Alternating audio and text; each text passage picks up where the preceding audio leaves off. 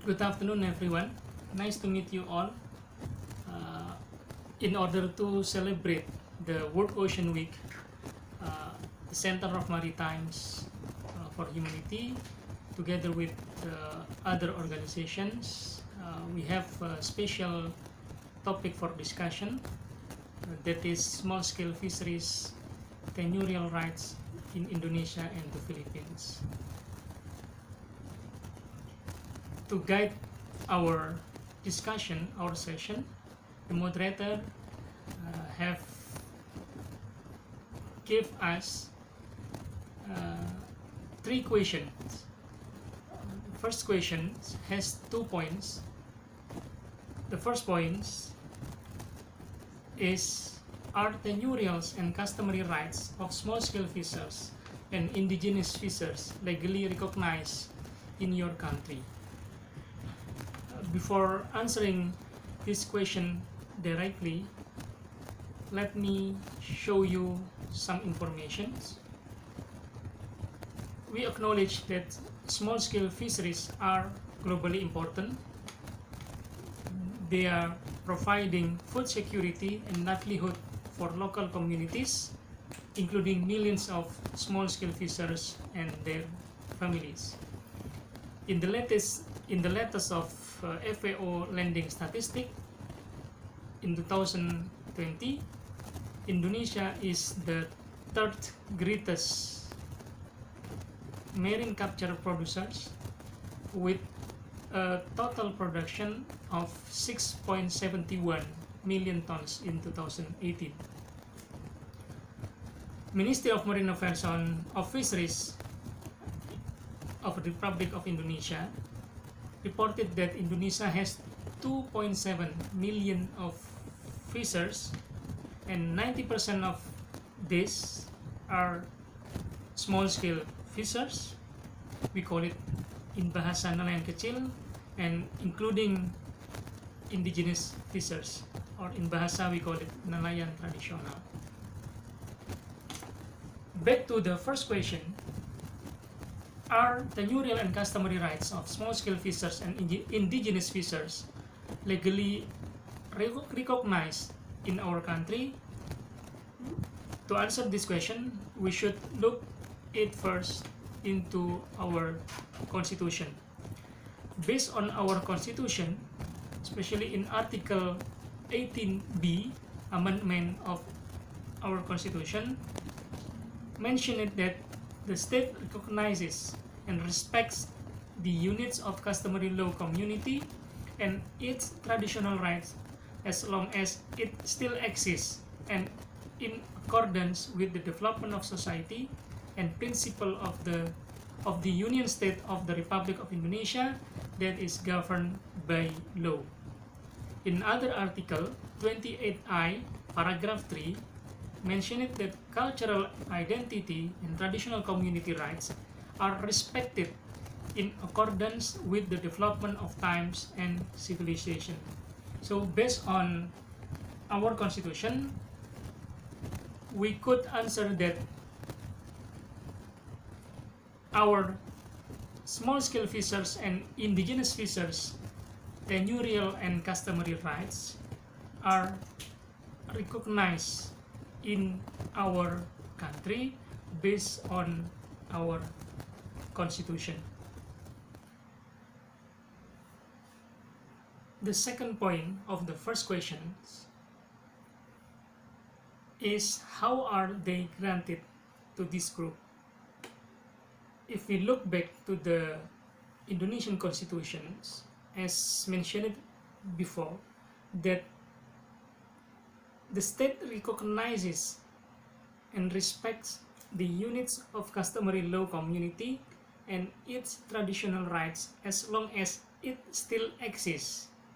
So based on the facts nowadays, we could mention that in western and central part of Indonesia, such as Aceh and North Sulawesi, local communities have been practicing communal control over access to natural resources in coastal areas, whereas in eastern part of Indonesia, such as Maluku Islands and West Papua.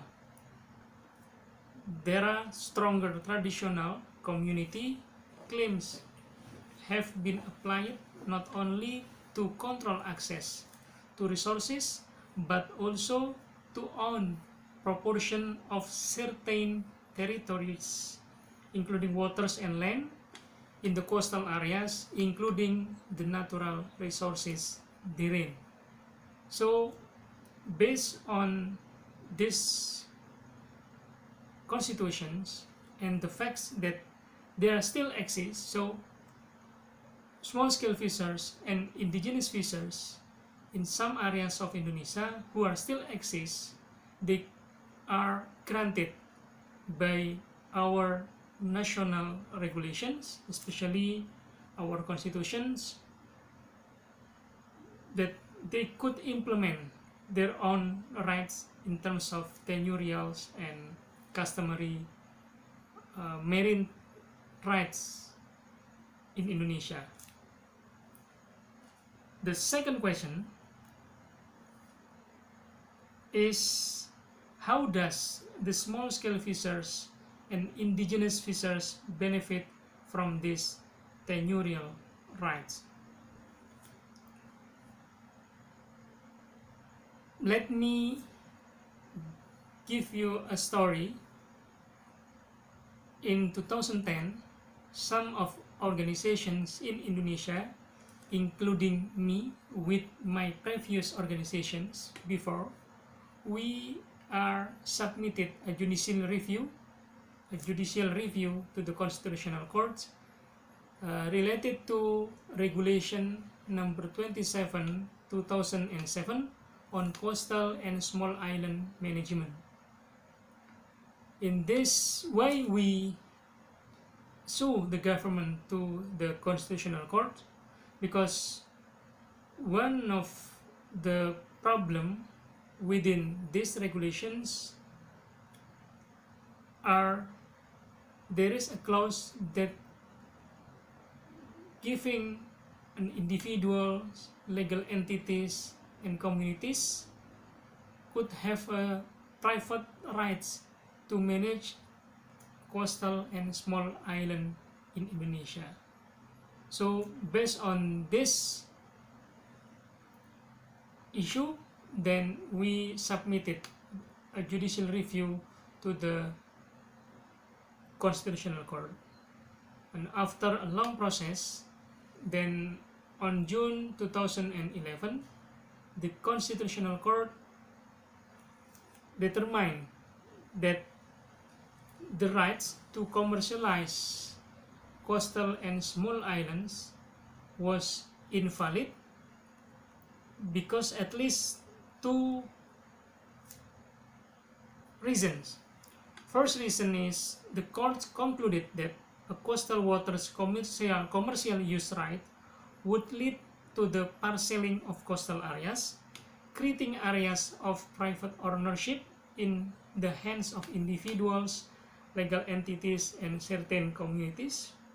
The second reasons are the court also found that the provision establishing the HP3 or a coastal waters commercial use right resulted in the state relinquishing its constitutional obligation to control, and that the arrangement establishing that HP3 did not support to the greatest prosperity of the people.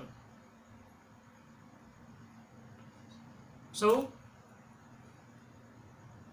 based on this decision by the Constitutional Court, then small-scale fishers and indigenous fishers who are still exist could implement freely as long as they are governed by law, locally and nationally.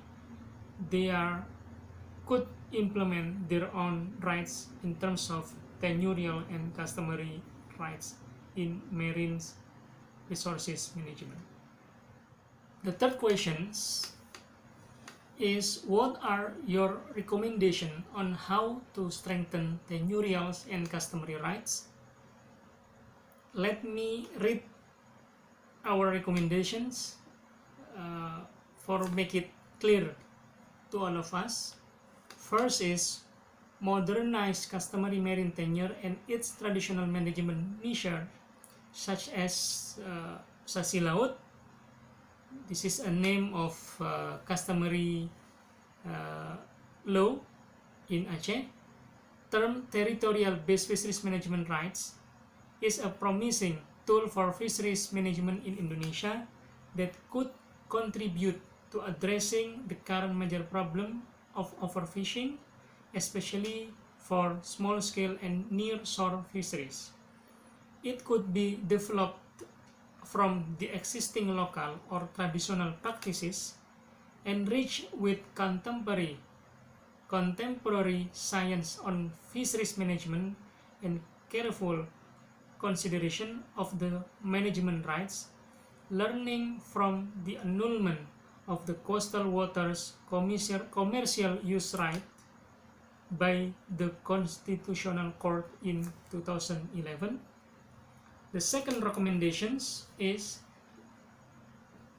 this customary marine tenure and its traditional management measure must not be seen as a standalone management measure, but it should be part of a large-scale fisheries management plan at the scale of the Indonesian fisheries management areas.